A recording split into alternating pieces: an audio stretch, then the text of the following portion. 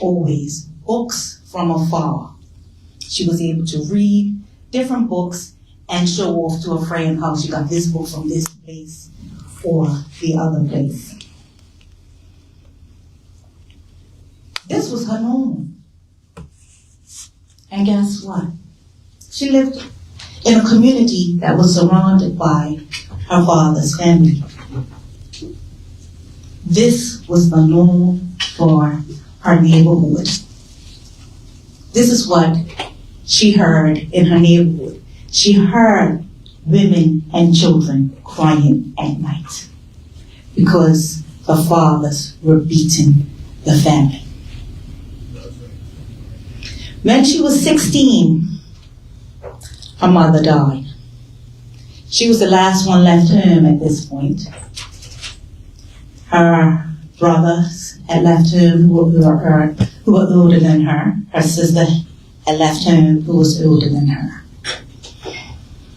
Her father decided he didn't want her. And so he sent her to a cousin. And so she lived with her cousins from there on, which were in another part of Bermuda. Now, what do you think happened with these children? They left home early. Why do you think they left home early? Anyone?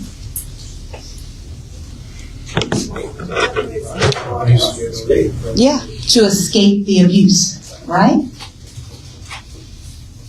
Unfortunately, they didn't escape the abuse because the trauma was already within. Mm-hmm. So there was one son who went on to be an alcoholic like the father. She didn't tell me much about her sister. She did mention that her sister also liked to drink. She didn't say she was alcoholic, but she did say she liked to drink. The other brother, who was the eldest, he too became an alcoholic. He too beat his woman. His woman was also an alcoholic, and she used to give it back to him as good as he gave it to her. And one day, I guess she got tired of him beating her. So she stabbed him 118 times and killed him. What rage is within a person to stab a person 118 times? This was this lady's life. Now, she was at a crossroad. She could follow suit and become an alcoholic. She could follow suit and find a man that's an alcoholic. She could follow suit and find a man that put his hands on her and put his hands on the children that she might have for him. But she decided she wanted to do different. She decided that her father had put his hands on her enough that she didn't want another man put their hands on her. So she specifically went out looking for someone that did not represent her father, that wasn't familiar to her. And so when you go out looking for somebody that's not familiar to you, it feels unfamiliar. It feels different. It feels strange. It may even make you run back to something that feels comfortable and familiar. The scent of alcohol is familiar. But she pushed past that and went looking for someone who did not represent her father. Because she knew she wanted different for herself. She knew she wanted different for children that she didn't have. She found him. She found him. It wasn't easy, but she found him. Unfortunately for him, he didn't know that this is what she was looking for. They met, They married. They had children. Now she had another concern. Her concern now is that I carry a bloodline that has alcohol in it. I carry a bloodline that has domestic abuse in it. What do I do with this? How do I stop this from being in my children? And she said the only way she knew how to do this was set the example. That's number one. Her and her husband must set the example of a unit for their children. They decided that one of the things that they were going to do was that they were not going to argue in front of their children. And that's not to say they didn't have disagreements. They just made a decision that that would not happen in front of their children. The second thing she decided to do was she was going to tell her children who she was. She wasn't going to hide her childhood from her children. And so she shared her story of who she was and how she grew up with her children. And she said she did this so that they would know exactly where she came from, the choices she made, and also talk to them about the choices that they need to make. She went on to have 7 children, 5 boys, 2 girls. I want to say all of them were exceptional, but one was lost.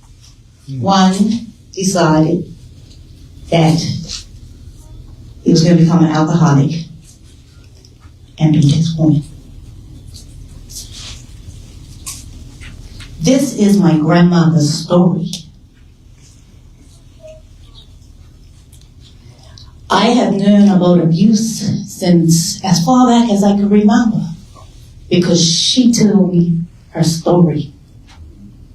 Because she would say to me, it's in your blood, because you get it from me. Now my granny will be over 100 today. And so this story goes back over 100 years. I have a daughter. My daughter, who's never met my granny, knows her story. Because we want to make sure that we take it out of our bloodline. We talk about what runs in our DNA. Today, scientists talk about how trauma runs in your DNA. My grandma didn't go to high school, but she knew, she was wise and knew that I am handing what happened to me, what happened to my father, down to my children.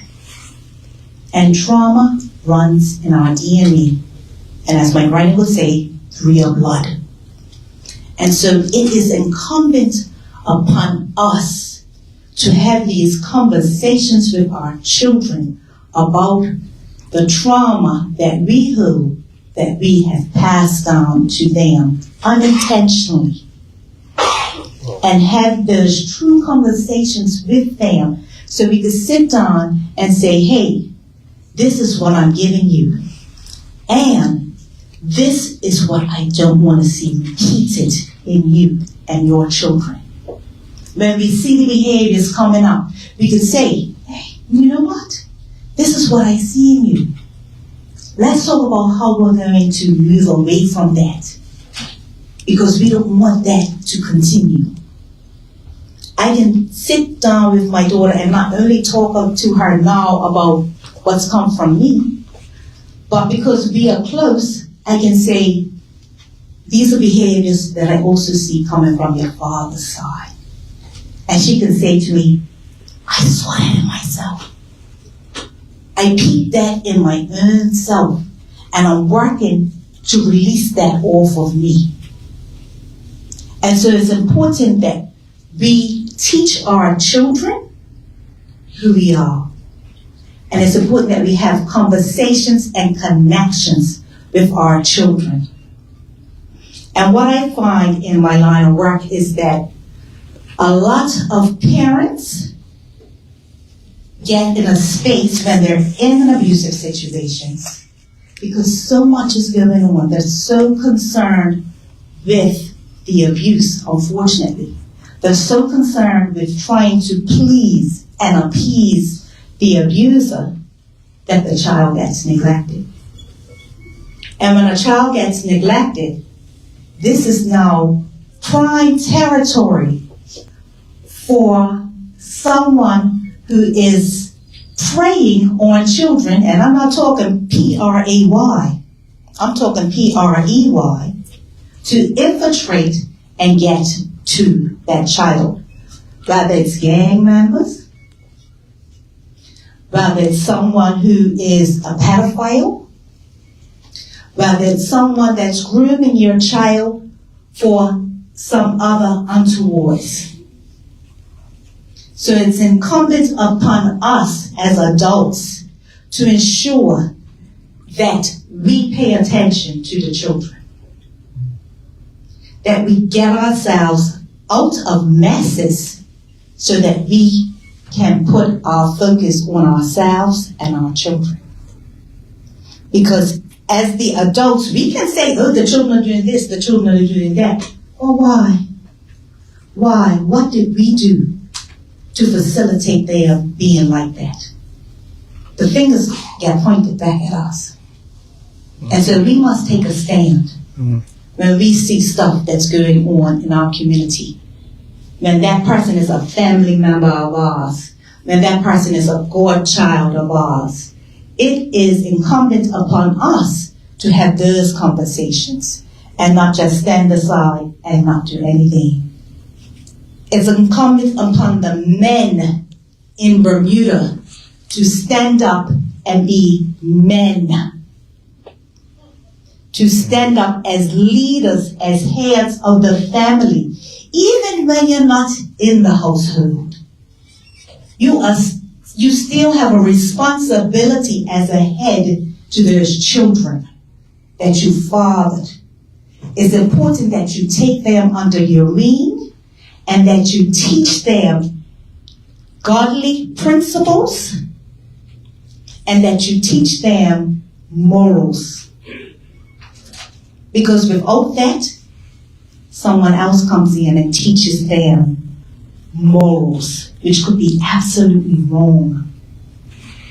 You have to teach your children boundaries. You have to teach your children standards.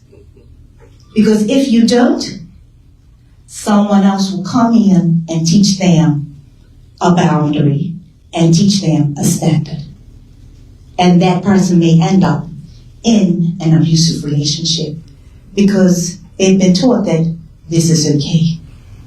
They've been taught they don't have a voice. They've been taught that they need to be with that person and stay with that person no matter what. They've been taught to keep secrets. They've been taught not to report to the police. They've been taught not to reach out for help. They've been taught not to accept any type of assistance when they are having challenges with their mental health.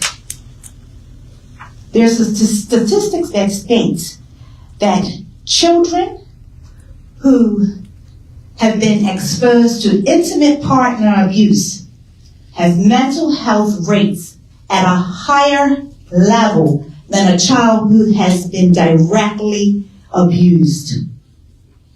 When mothers and fathers fight, argue, and create abuse in front of a child, it disrupts the mental health of that child. I'm going to go back to my grandparents. They made a concerted effort not to argue in front of their children. And my granny was a hard woman. So I know she had words with my granddaddy. My granddaddy once, she once said, she didn't speak to my granddaddy for 3 months. He didn't know. Because he was speaking to her. He didn't take her on. But my mother said she never saw her parents argue.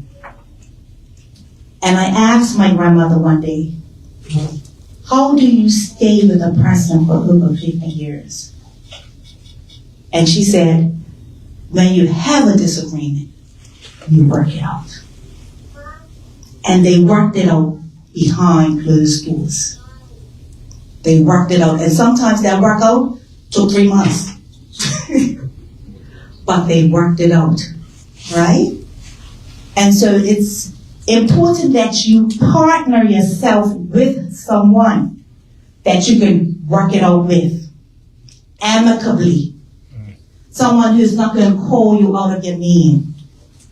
Someone that's not going to take what you told them in confidence and then turn it into a weapon and use it against you. You want to partner with someone who's going to be there for you and your children, even if it don't work out, because they have their best interests of you and your children at heart, even if they recognize, hey, we didn't work out. Some people today only work with their children if the mother's sleeping with them. And some mothers feel they have to sleep with their former partners just to get the parent to have time with their children. Because if I don't sleep with him, he's not going to spend time with his kids.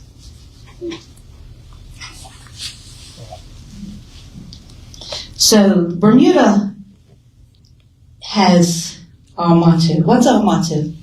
Quo Fata,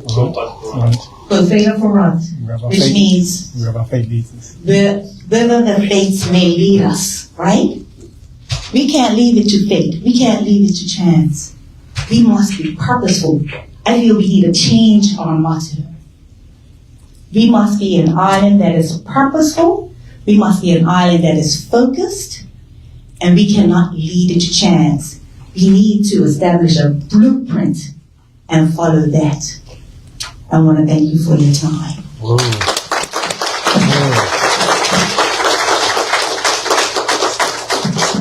We thank you. We thank you, Lori, for that powerful story. Wow. And I have a better appreciation for the work that you do and the significance of it in your life. Very meaningful. If you're joining us, we're streaming live. We're at the Bermuda College, the conference, the conversation, Hurt People, Hurt People. We'll be here until 8:30. Feel free to come on by this evening. Following this presentation at 9 o'clock on all fronts, Imam Shadid Muhammad will be having conversation with Dr. Simmons, Dr. Lou Simmons. On Friday evening at the Willowbank Resort, again, Imam Shadid will be speaking on the broken boy syndrome. So feel free, keep it in your mind, lock it in your calendars, and hopefully we'll see you there. Our next presenter, a gentleman whom I've come to admire quite a bit, based on the work in which he does, Mr. Trevor Lindsay.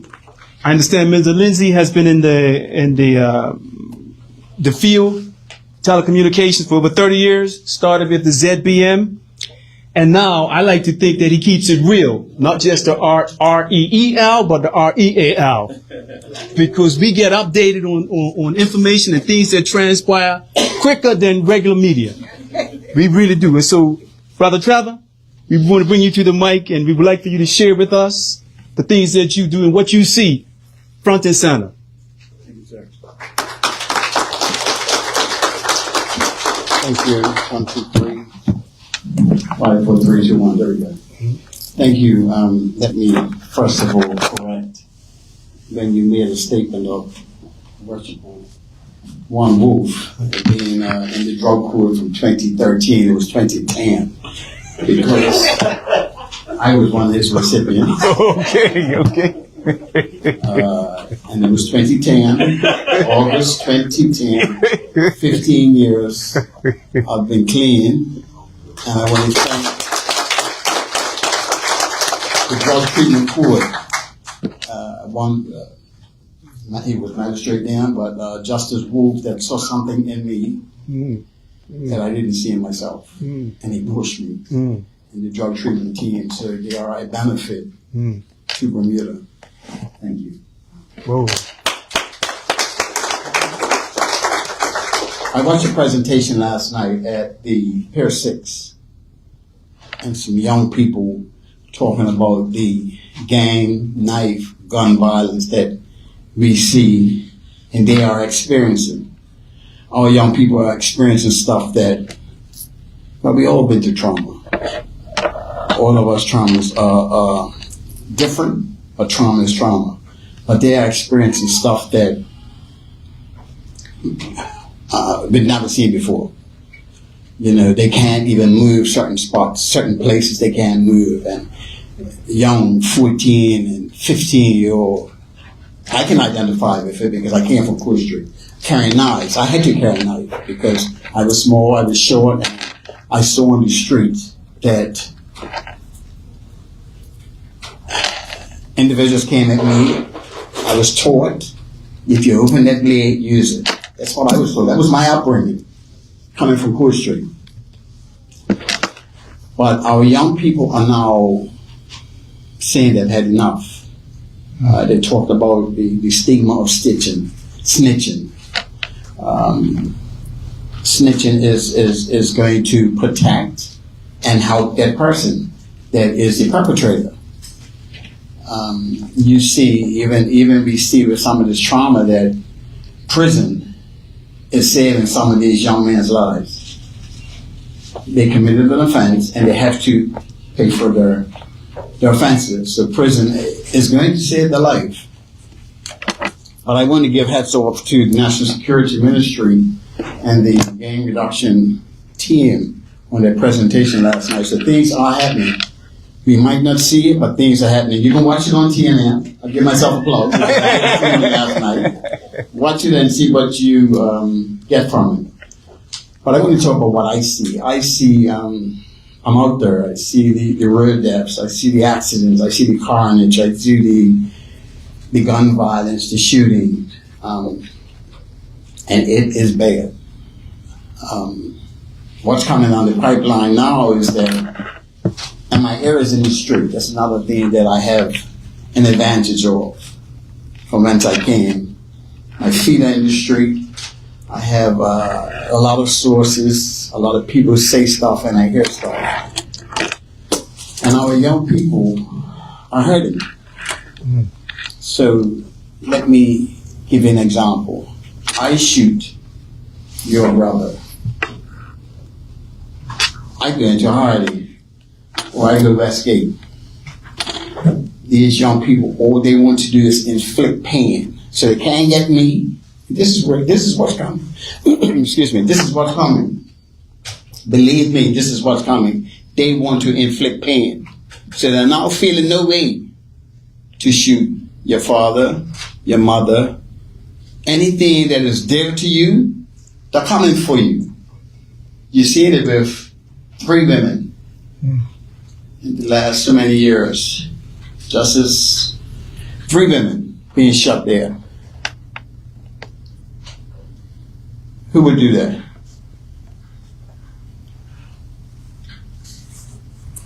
And yes, I know what it feels like because the last victim was my niece. And this is what we're dealing with today. We're dealing with some pretty angry young men. And a lot of them are recipients of their fathers being shot and killed. And we haven't dealt with their trauma. So what they're doing now is acting out of rage. They're going across anger. They're acting out of rage. Where they don't feel no way about killing someone else. You killed my dad, I'm gonna kill someone else. They're not even going after the person that killed the dad or the family members. This is just pure rage. And if we don't deal with it, I heard the Imam say, it's gonna get worse. And it is. It's getting real bad. It's bad out there.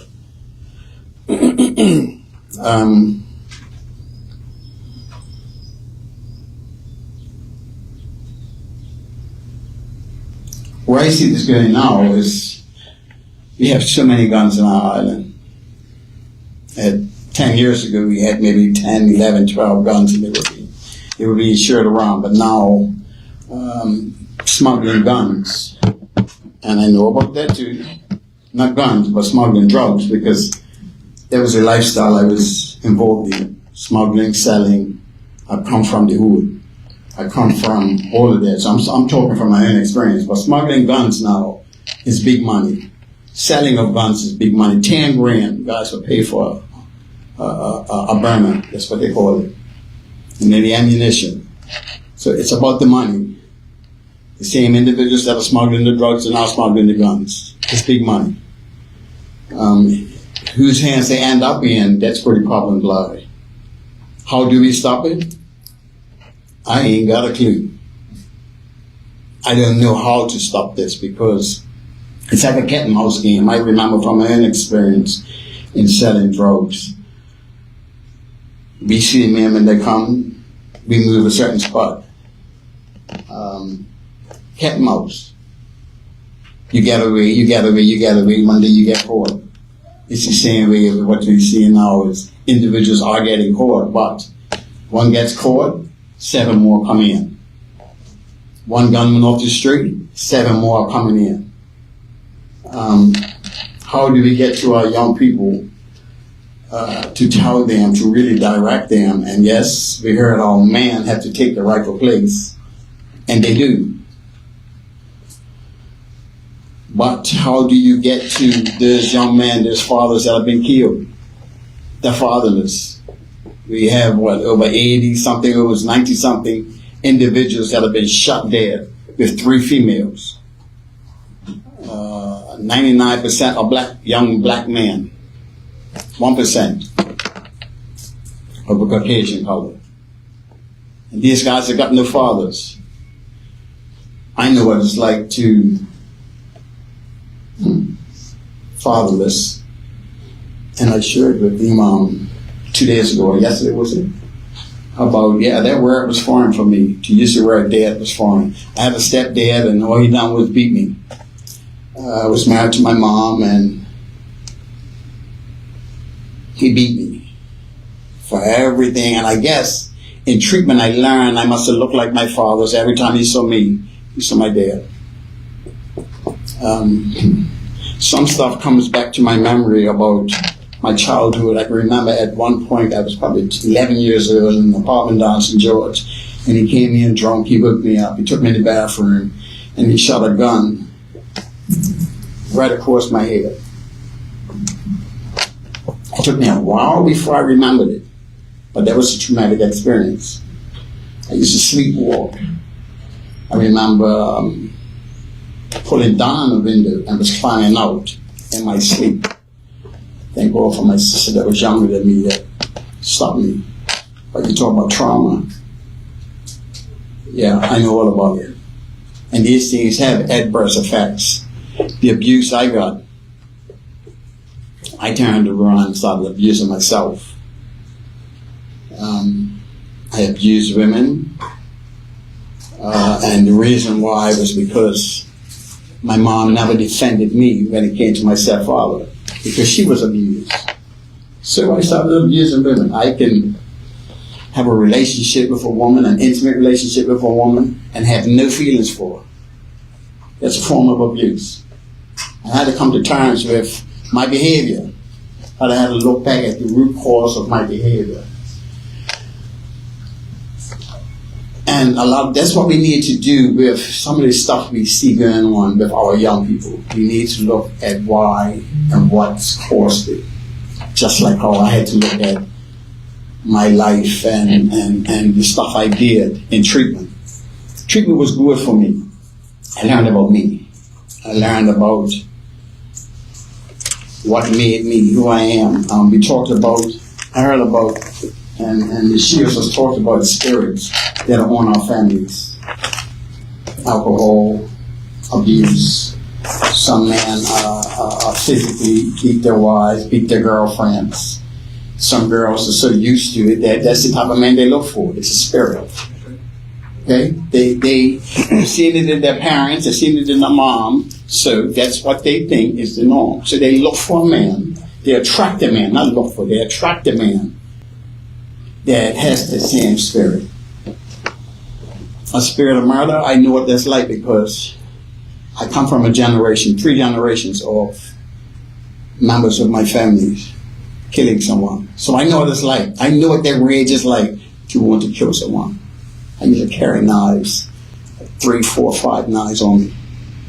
And back in '83, before the law was changed, the police had I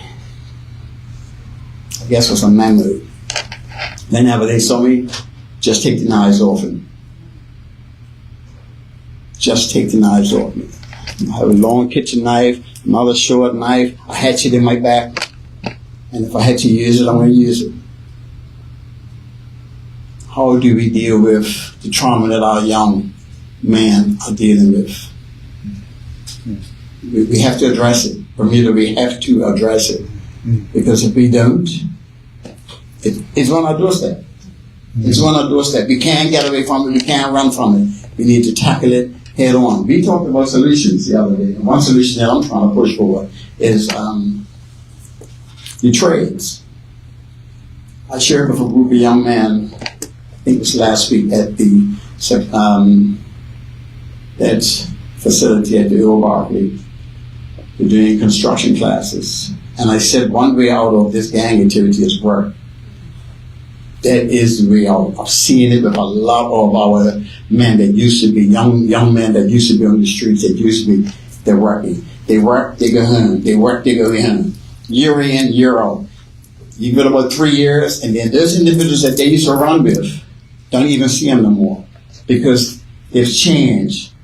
They've simplified their life. That's the way out. A way out of this madness is to get work for our young black men. And trades is what we need. I don't know what else to say, but we can fix this.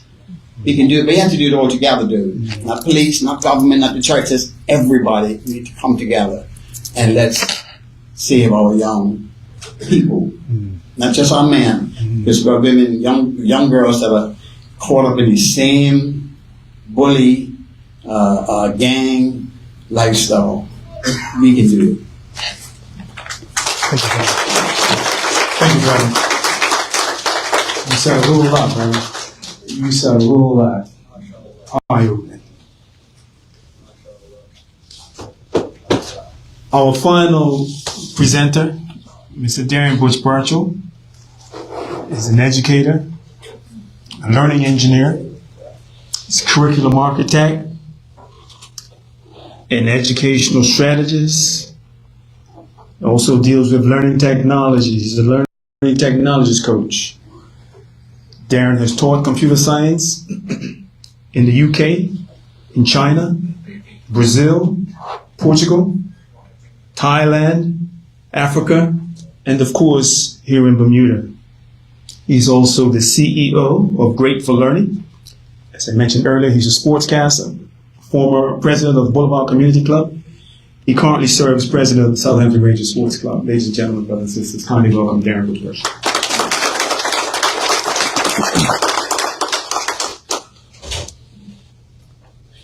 Thanks, Bob.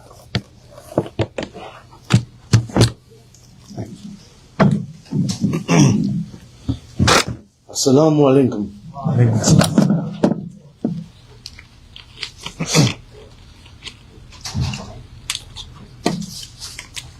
Right now, my brother, that list I want you to add crybaby. My brother dear, sister dear, the brother here in the image. They said all the things that needed to be said. But I'm hurting because all the people that needed to hear it are not here.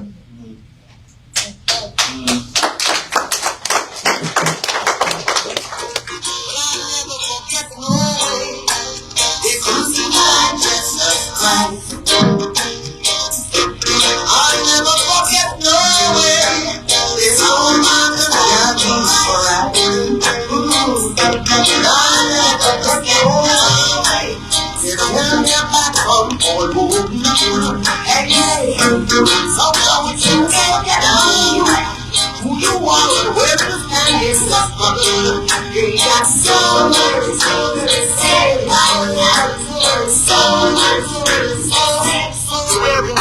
Please, Allah, let the words of my mouth and the meditations of my soul be acceptable in your sight.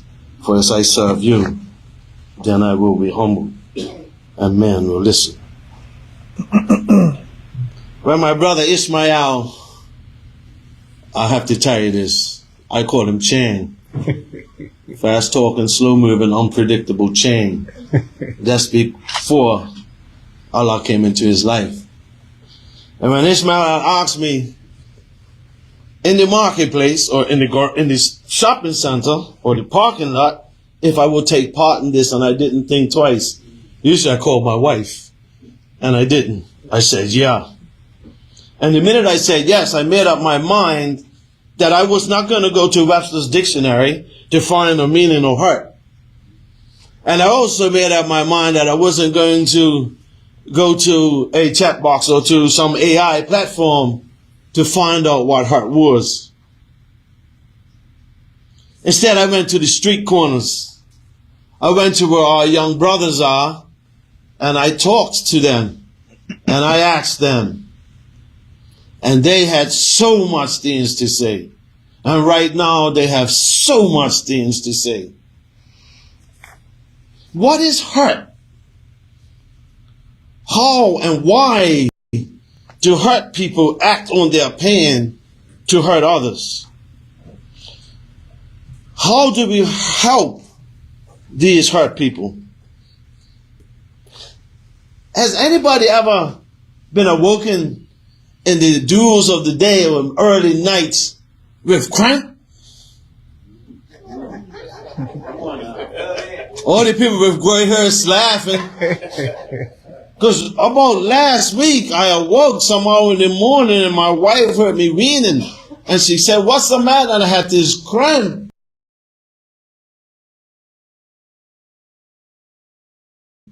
In my calf, and it wouldn't go. And immediately she started to massage it, and I was telling her bend my toes back, and she said it feels like a potato. And the cramp went on and on.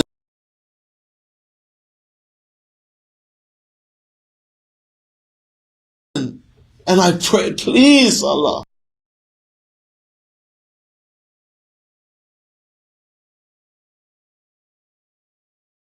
remove this cramp out of me. And she got me some water and she gone. But still, that calf. I remember I cooked a Valentine meal for my ex-wife some years ago. And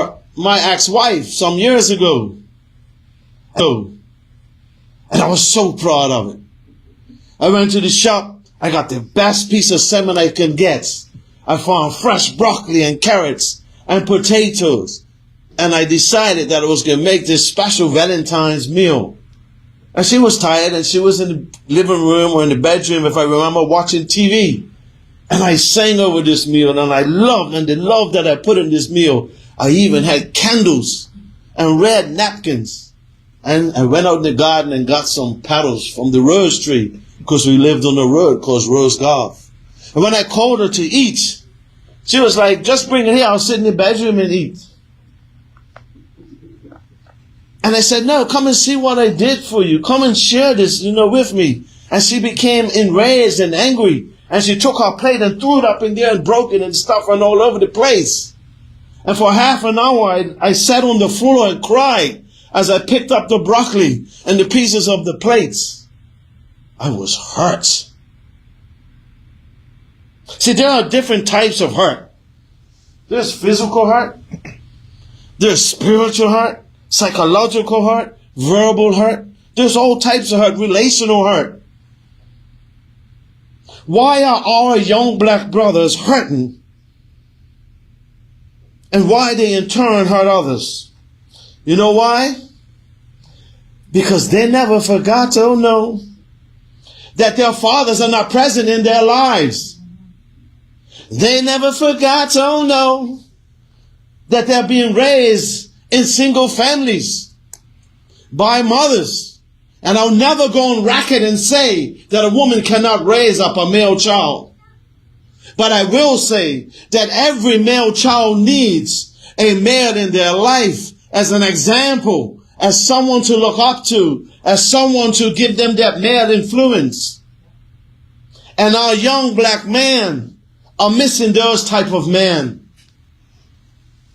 Brothers, we gotta stand up. And I first say I apologize, because I'm gonna tell you a story I never told. Quite some time ago, I was selling heroin from my apartment on Horseshoe Road. And another guy from another part of the island was sitting on my wall selling heroin.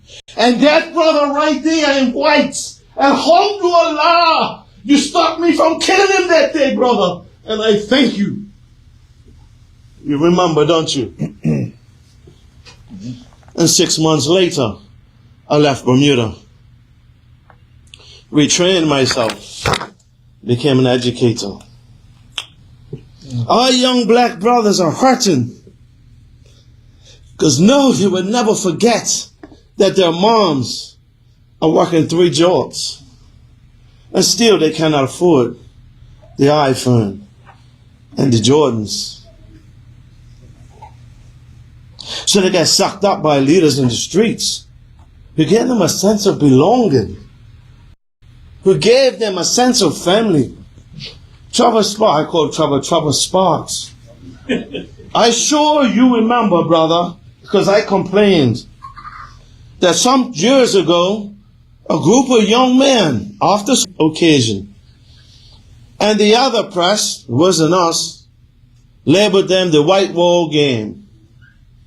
And for that week, all of the other press, the written and the broadcast, started talking about the event and the White Wall Game. You see, what bothers me is that every year we see tourists lying South Shore watching whales pass by in pods. Every year, birds fly south in flocks.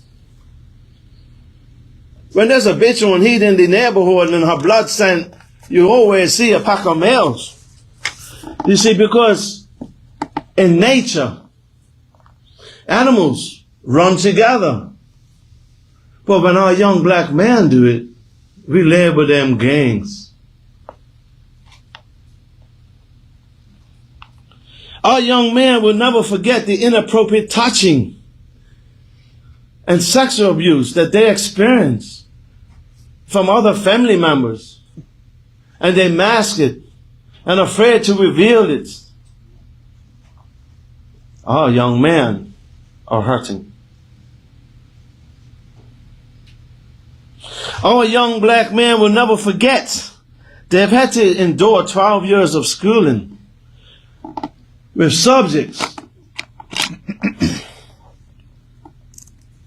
that is not relevant to them. They're set in rows and columns and educated like they did during the Industrial Revolution.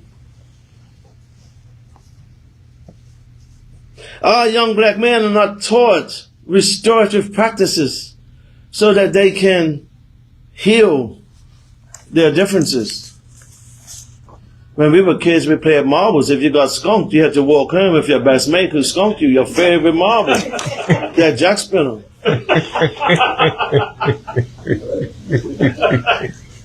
Our young black men will never forget that they're not taught fiscal management. They're not taught to take out insurance policies, and instead of taking loans on their assets, they can take loans on their insurance policies.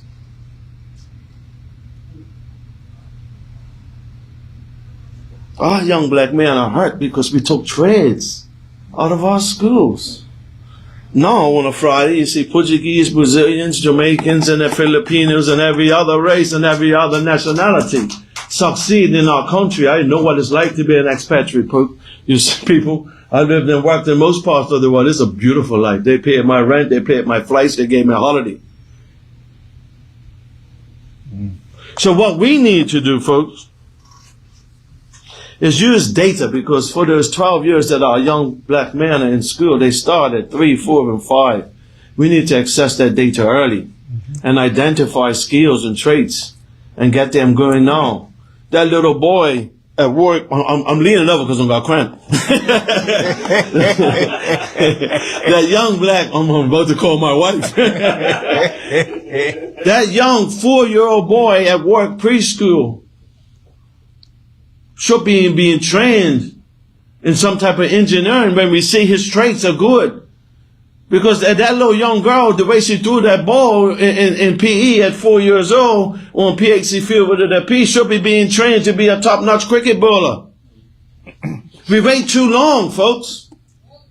Look how long we took to make Andrew Bascom the national squad coach.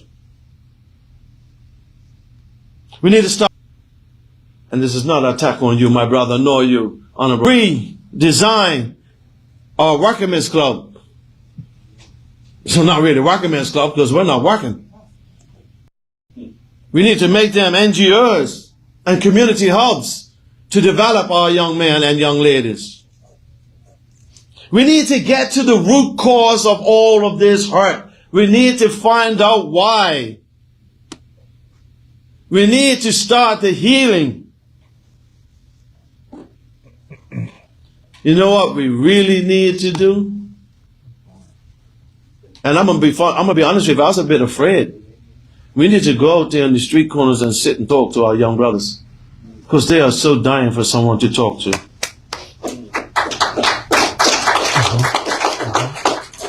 I'll leave you with something a good friend of mine who I was a coach and a mentor to, a brother called Quentin Scheller.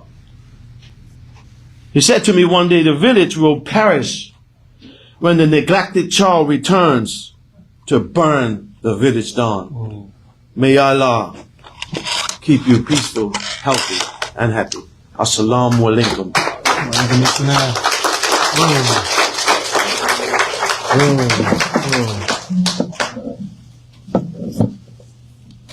Thank you, Brother Darren. Words of wisdom. A whole lot's been said. Ladies and gentlemen, it's your turn. You've heard the panelists. And let's give them another round of applause. Exceptional. Exceptional. We have a few moments. I'd like to turn it over to you. You may have a question, quick comment, and I'll carry the mic, so I'll come to you. And the panelists are here. We would like to stretch their minds a bit more. Notes are being taken. And so we hope to continue to feed your appetite. Thank you. You have a question, brother? I know you had something earlier. Well, I do have a lot to say. But you're going to narrow it. Yeah, well, I mean, I'm going to get as much as I'm going to get as much as I can with the time that I have. Okay, you're wasting your time. Go ahead. All right, so realistically, hurt people, right? So what causes the hurt? How do we identify the hurt, like you said? So what are the things that are in place to be able to identify different types of hurt, just like different types of abuse? Because in all the types of abuse you've mentioned, I never heard reactive abuse, which is when somebody's pushed into a corner and they have to fight their way out, which is what black men need to do, because we have been pushed in a corner for a couple hundred years under the influence of documents like Willie Lynch, things that can be reversed, implemented measures before the court that assist, and I'm sorry to the members of the government that if I do seem like I'm throwing shade or criticism, it might be because you're the enemy of me. Because I believe that before the court will entertain things to separate a father, which we have all addressed is a very important thing, then when we go to the courts, why is the court's first step of action to eliminate the father? What programs are we doing to stop the courts from destroying the families that we're trying so hard to reestablish and build on, so that we don't have to turn to other people that are not aware of our issues? How do we reach the media that says that they have no idea problems what to do? How can we fix this? You said you have no idea. But yet when I approached you and I gave you propositions to introduce, because you have a platform, you have connections, you have networks, you ignored me, Mr. Lindsay. And you blocked me, Mr. Lindsay. Yeah. Brother, It's too much violence. Yeah, because but see, this is the thing. Because, like I said earlier, when people are dealing with things as men, we are then labeled as angry and forced to be quiet. Now, until we can realize that that is the root of the problem, is be in trouble. Okay, so allow him to respond to. What was the question? One thing. Senator, can I just say this? The email said earlier, right? This thing, look, I know you, right? And this is for everybody. I would like to hear a little better. I can't hear. We let you speak, let me speak. I can't hear you well, so I want to hear what you have to say. Because I want everybody to hear this, right? Can you have the microphone? Sure.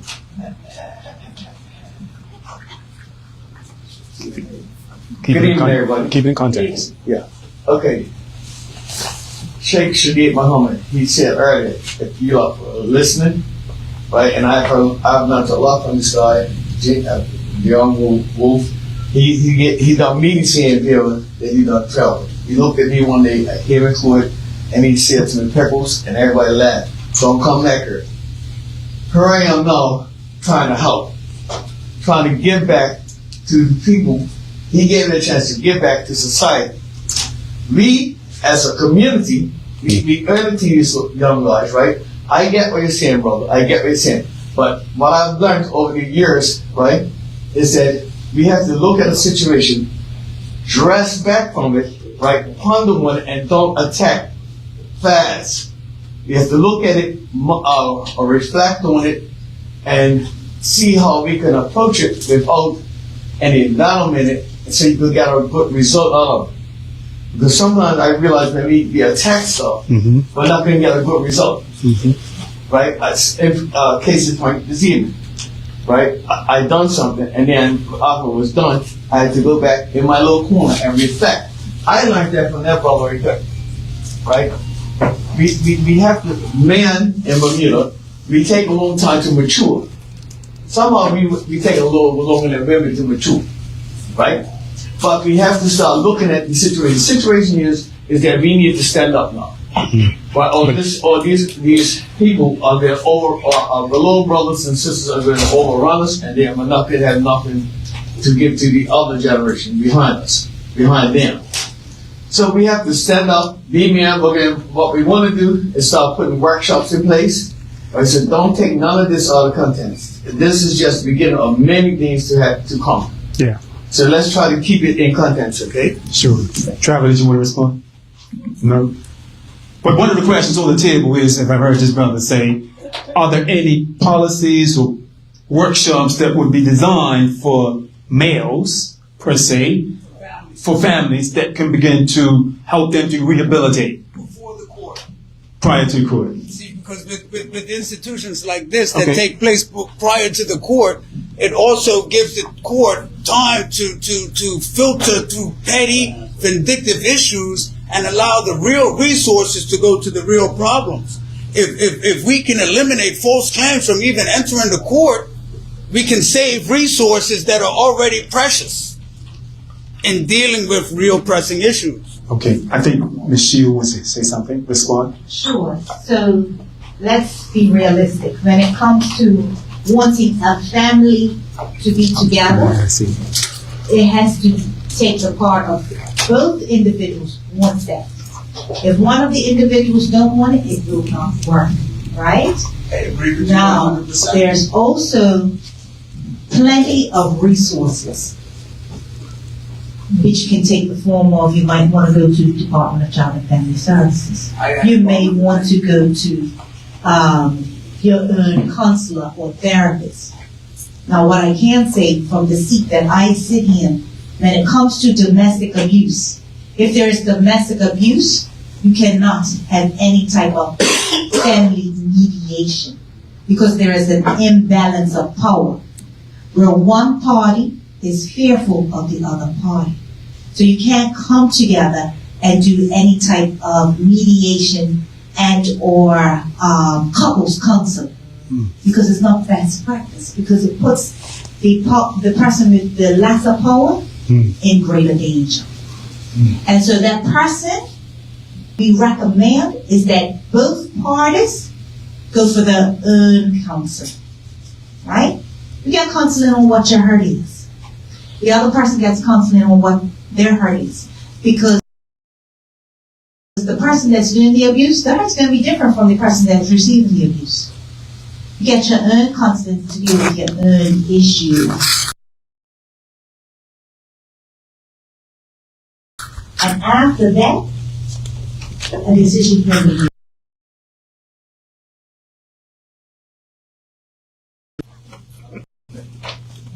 If you guys would like to talk to me, I'm more than willing to share my beauty and man. I'm going to take action. I'm going to bust my ass every day to resolve these issues. That's why I'm here today. That's why I can't be quiet. This is why I won't be quiet in the court, because the court is aiding to this. I have propositions. Everything that these gentlemen on this matter have been saying, I have solutions. My brother, we get you. We understand your pain, your hurt, and we understand what you're going through. This isn't pain, sir. Can we please allow the other members of the forum to take part? Bismillah, Alhamdulillah, Assalamu alaikum. Thank you, panelists, for speaking. I really appreciated the different perspectives that you all brought.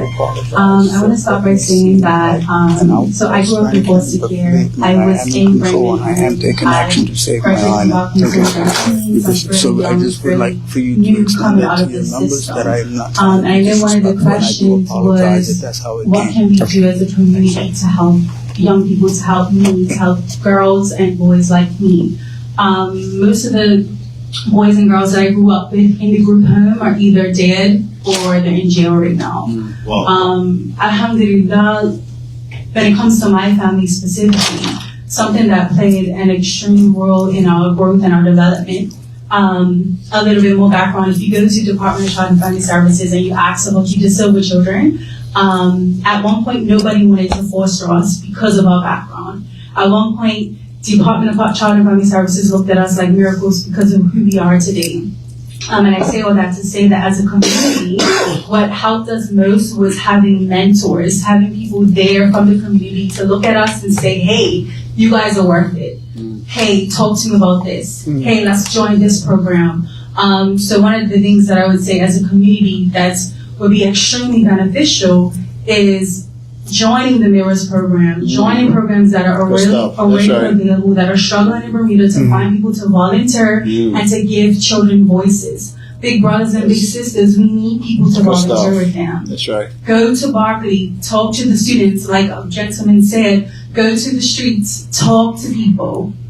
A lot of the issues that I hear from young people, I was the head girl of my school at Berkeley in 2019, and I was the type of student that was connected with everyone. I knew the gang affiliates. I used to be a professional singer, so I knew the boys in the studio who wanted to rap. Like, I knew these people, and they just want someone to be there for them. I had one young gentleman, I was in S4, he was in S1, he was gang affiliated, tough little boy. But one day his father had cut his hair off because he was acting up at school. He came to school in tears. He didn't want to speak to any of the teachers, but he ran to me because I was there to listen to him. We just need people to listen to us, to be there, and to make us feel like we matter.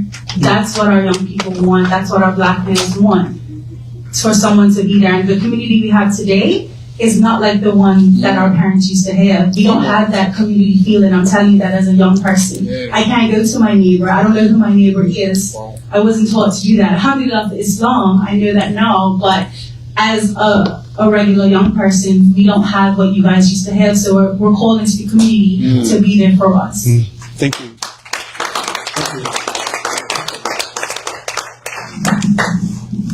Get the mic. Okay. I have to jack my voice. Thank The mic is a live stream, so we want everyone to hear what's coming over the microphone. On TNN. So I actually come to these symposiums because I'm always seeking to understand my young people more. So I currently and have been working at a school for an alternative school for boys, which now includes girls, because the community has shifted. And what you have spoken about tonight is my every single day. I work with the toughest to get to. But I want to give you one, probably maybe undocumented statistic that I realized my third year in.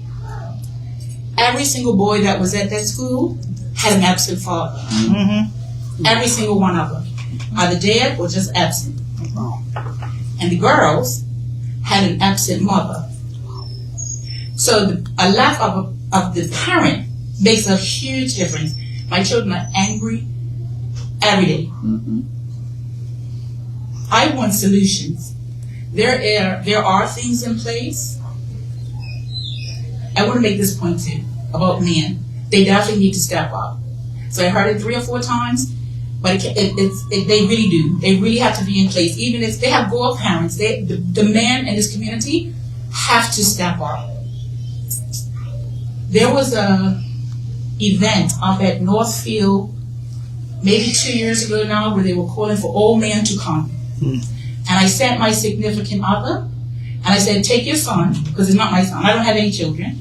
But I said, take your son and go. They need men to come up. When he came home and said it was only like less than 100 men there, I was disappointed. Well disappointed that something that was going on for just men to show up. And they had cheers out for at least 500 to 800 men. But probably 100 men showed up. That's extremely disappointing. So after that happened, I'm not sure what the solution is. Because in my mind, men showing up for young boys is the biggest solution. I can step up for a young girl who doesn't have a mother because I'm a female. I'm there every day. We're there for the boys and the girls. But the lack of males present in our young men's lives, they are in pain. And if you talk to them about the pain, I'm not even waiting. My littlest one right now is 11. So I see them at 11, 12, 13 with no daddy, with all the antisocial behavior. And the biggest problem is I haven't seen my daddy. Wow. Thank you. We appreciate that. Thank you. If I can just add on to what the young lady said, that lack of males or fathers plays out in the courtroom.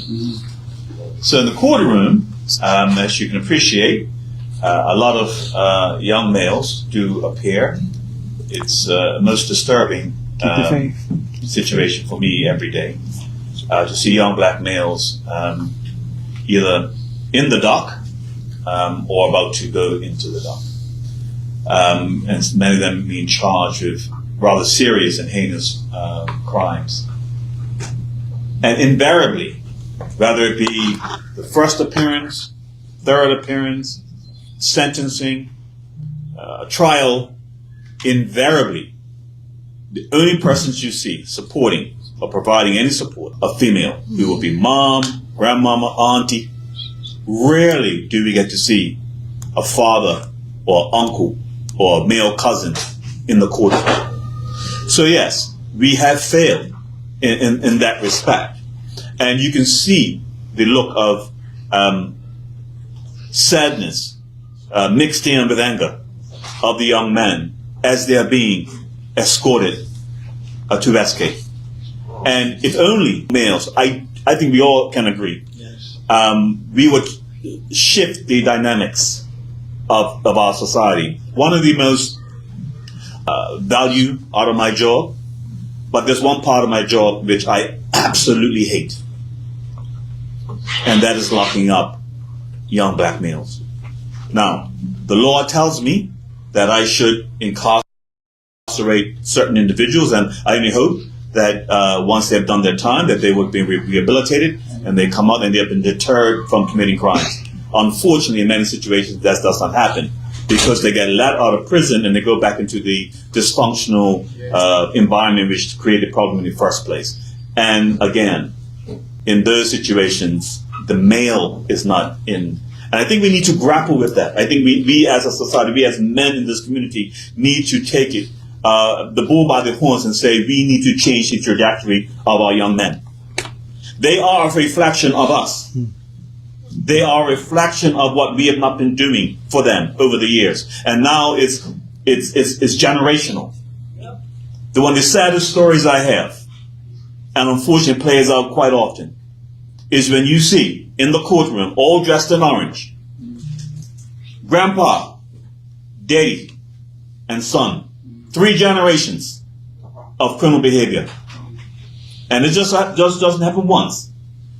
At Westgate, right now, you have dad and son locked up. We don't have to be sociologists to know that there's a very clear nexus between lack of fathers in the house and criminal behavior.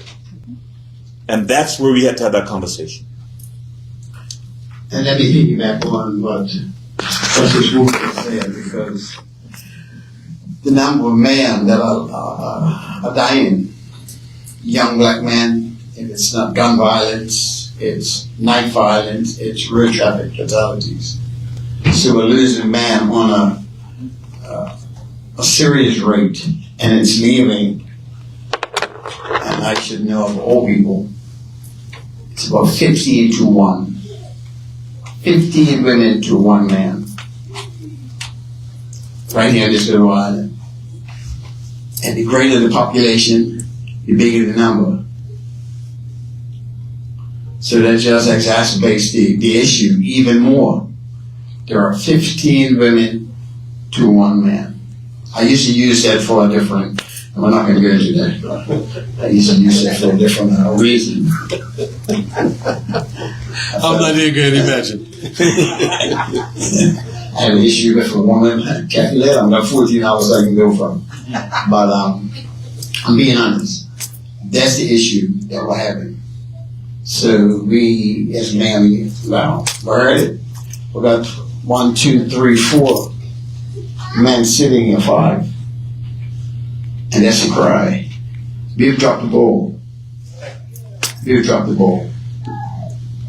I see hands up. It's getting late. We have to narrow it. I'll give you the privilege. I'll run up there because I know Imam Shahid is making time for the studio. And so we'll make this very quickly. I can't run like I used to.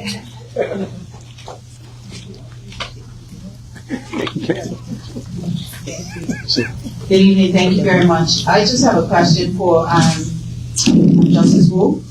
I heard you say about there being grandfathers and fathers and sons that are ended up and then end up, say, at Westgate.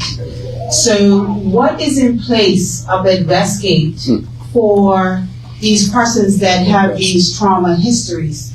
Because as someone that works in a school, I'm looking at the little people that come through and the little boys that come through, and trauma is there. So always trying to think in my mind what we can do as a school to help to prevent, and so we try to build that little family community at the school. But what happens up at Westgate when you have a situation where you have that generational situation? What kind of trauma, help is there for those persons that have these trauma histories? As far as I know, not a whole lot. I think we only have 1, maybe 2 clinical psychiatrists. One clinical who can actually, and he's dividing his time between Westgate and his other responsibilities. That is woefully short of what we should have. I do know that the powers that be at Westgate would like to have programs, life skill programs, GED programs there.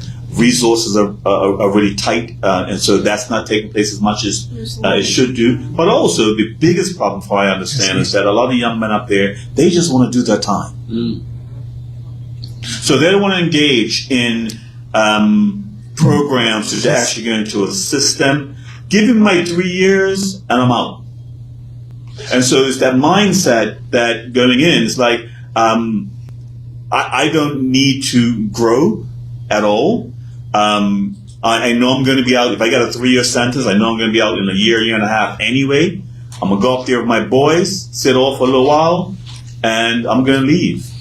And so that's a large part of the problem, the lack of enthusiasm of the young men. And so you can't really blame the prisons. It is a very deeply embedded mindset that I don't want to improve myself. The other problem that we do have, though, which I think we need to address, is that we don't have a transitional housing for young men who leave from Westgate and go back into the community. They do go back to the same dysfunction that created the problem in the first place. And so many of them, believe it or not, do not want to go back to their neighborhood. But we don't provide them with anything with a soft landing back into the community. So we should have, I think, a transitional housing that will allow them to go back into the community, learn life skills, learn the financial maturity that you spoke about, Mr. Bartu. All those things. Also learn simple things like how to wash your clothes, how to make up your bed. A lot of those guys are bereft of any of those sort of skills. And so when they come out and they're not really taught that, it's going to be a revolving door. And that's why at one point in time, our recidivism rate was 80%, which basically means that 80% of guys who commit a crime will come out of prison and go back in prison. And so we are definitely doing something wrong there. I would love to, if I was minister for the day, and I know that it's so easy to blame the government. They are unfortunately a scapegoat, but it's not their. The government can't tell us how to raise our children. Come on, I'm sorry. Preach. They can't. Yeah. That's on us. Right. That's totally on us. And so when we're talking about providing resources, yes, the government can do its part, but there's something deeper than that, I think, that we need to resolve, and government can help us with that. Okay. Thank you, Justice. Well, we have two quick questions. We have to be out of here in a few moments. I just want to add real quick to that one of the things that I think that we need to do as a government is to look at our laws, and rather than making them strictly punitive, is to embed in the law some form of rehabilitation, wherein you don't end your sentence until you finish some form of rehabilitation treatment. Thank you. Amen, my son. Very short. Yeah, first I want to congratulate the organizers who put together this forum, and I want to thank the panelists for the very strong messages that they brought into the room. I just wanted to say that I believe that there are some real genuine efforts afoot in the island right now, and frankly, not to be biased, but there's some people and organizations that are doing real meaningful work in this community. However, I also want to say that in some cases, I guess some people don't know about these programs being marginalized because of bias, racism in the world. We know about slavery, we know about colonization, but do we reflect on bigotry? I'm talking about religious bigotry. I'm just talking about things that individuals, they block each other from getting to the finish line. So I'm saying, for example, in Bermuda, in the last couple of years, a number of young black males have come to Islam, alhamdulillah. I mean a number, like maybe 20, 30 at least, maybe more. But the organizations that are trying to do this work and reform help to bring the young men to the realization that they can become strong men. Sometimes there's a block to the access to whether it be money or just support or access, even within the prisons, is because people have been colonized. Yep. So they block each other sometimes. Some of black people, you know what I'm talking about. We need to work harder to bring down these barriers. Just like the way we brought down the racial barriers, we need to bring down the other barriers, because we're all human beings. We're all, and this, look in this room. How many white people in this room? I'm saying pay attention, We've got to get rid of the prejudices amongst each other so we can really tackle these problems that you're talking about, because they are real. That's all I want to say for now. But really, I challenge everyone, whether it be political people, whether it be social people, religious people, get rid of the prejudice, get rid of it. Whether it be racial prejudice, whether it be religious bigotry, get rid of it. because young people don't want anything to do with it, you know? That's what I want to say. Assalamu alaikum. Thank you. Glenn Fuller, I'll give you 15 seconds. Yes, thank you. Thank you for that presentation. It was very moving. And I think I just want to touch on one or two things and it would relate to the justice's point and also Ms. Shields' point that we have to look at. It's two levels. One, the level of systemic problems that are here, and that's where we have to do a reflection on laws, etc. Because we know that in a colonized system was about division, and we act out that division, and that's what Salim was just talking about. That we, in other words, the young people talking about that we have our own gangs. You're not in this gang, you're not in, but a clue to getting past that is to ensure that we collaborate much more. In other words, we as a community have to act out what we're looking for. And when we have our organizations, and Brother Butch brought up the thing about hubs, that clubs can be hubs, but that means to work with the other community. Get away from the competition, let's move towards collaboration. But at the same time, let's look at those systems that are in place that are causing this, and around the world they're addressing this, so that we have some models in other places to build on. Thank you, sir. Well said. The final question for the night. Comment. Yeah, maybe a bit of a good evening. There's three things that I want to throw out. So you need to narrow it. Yeah. Okay. That is narrow. It's trades. So our schools, our middle schools offer trades that is grossly underfunded and unattended. Change, and the parish schools do not offer trades. That can be addressed. And when I say trades, that includes family studies, so talking about how things done to us, but we talk about research that says there's things that should be done, and we don't lobby for that. Bermuda is a very, very quiet nation in that respect. There's one, two more. So I just want to throw that out. That was my three things. Okay. Thank you. Appreciate that, ladies and gentlemen. Not to rush you, but we do have, we have to wrap this up. We know that the college is about to close. We have until 9 p.m. We want to give another round of applause for our presenters. I want to share with you before you leave, they have a gift for you at back, but I want to take the time to say thank you. Enjoy your family, friends, come out, and let's support one another.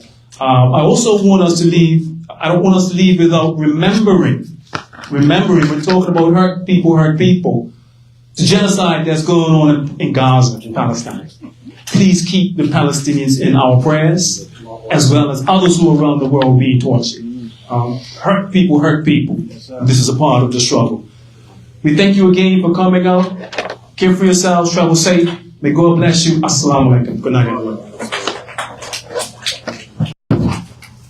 Sorry.